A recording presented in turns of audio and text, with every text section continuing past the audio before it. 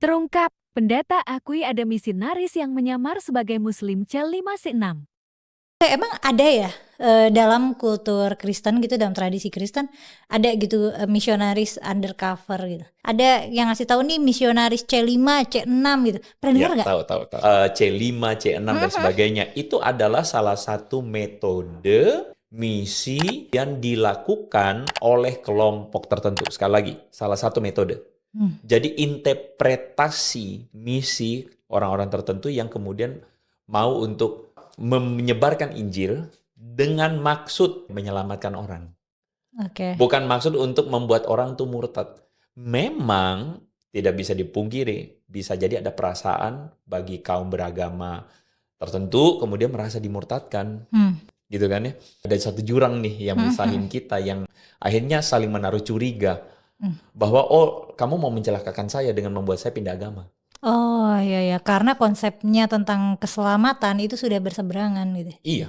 Konsep C5C6 ini adalah konsep di mana mereka sadar bahwa ada resistansi dari kelompok beragama tertentu.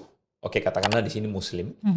Sehingga mereka tuh menyadari bahwa kalau gitu gimana sih caranya supaya Injil tetap bisa diberitakan.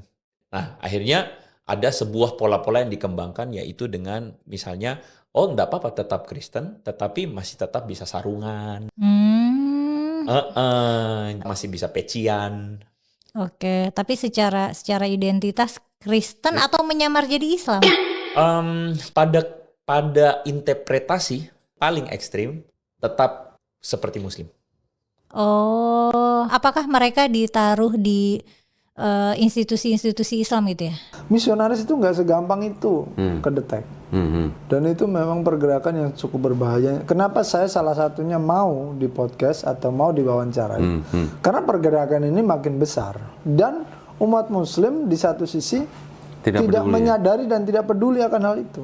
Yang tahu C1 sampai C6 itu cuma pengajar. Iya, karena memang penggolongan-penggolongan ini kita pakai untuk apa? Untuk menggolongkan teman-teman yang memang yang masih ada di gereja C1, yang sudah mulai mau keluar C2, nanti mulai penginjilan C3, sampai di C4, C5 itu udah mulai hilang budaya gerejanya itu udah hilang. Sudah tidak membawa identitas ya. Nah, jadi ketika dia datang kepada orang, ya udah mulai pakai bahasa Assalamualaikum, sudah menggunakan bahasa-bahasa Jenggot panjang, pakai kupluk. Kalau misionaris mah ini mah misi senyap.